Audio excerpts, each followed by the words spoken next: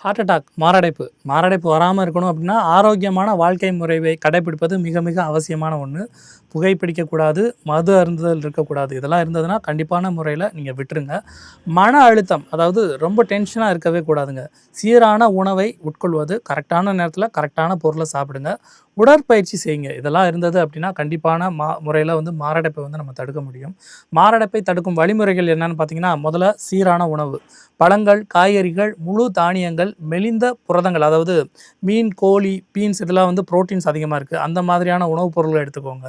ஆரோக்கியமான உணவுப் பொருட்களை சாப்பிடுங்க. இரவு நேரங்கள்ல இந்த பரோட்டா, சிக்கன் ரைஸு அதெல்லாம் நம்ம குழந்தைகளுக்கே வாங்கி குடுத்துட்டுருக்கோம். அந்த மாதிரி வந்து பண்ண வேணாம். ஏன்னா, இன்றைய காலகட்டங்கள்ல இளம் வயதிலேயே இந்த மாரடைப்பு வருவதற்கான வாய்ப்புகள் 200% இருக்கு. ஏன்னா, எனக்கு தெரிஞ்சு நெறையா பேர் வந்து நான் கண்கூடா பார்த்துருக்கேன்.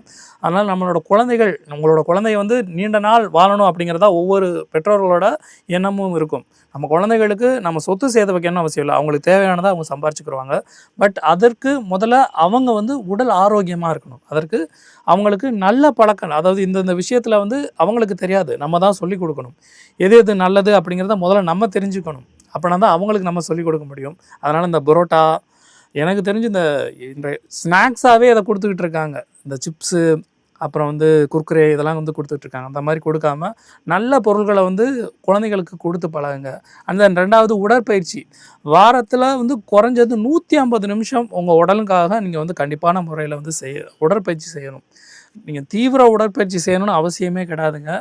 டெய்லி காலையிலயும், சாயந்தரமும் வெறும் கால்ல செம்மண் தரையிலயோ, இல்ல களிமண் தரையிலோ வாக்கிங் போனா போதும். நீங்க தீவிர உடற்பயிற்சி செய்யணும்னு அவசியமே கிடையாது.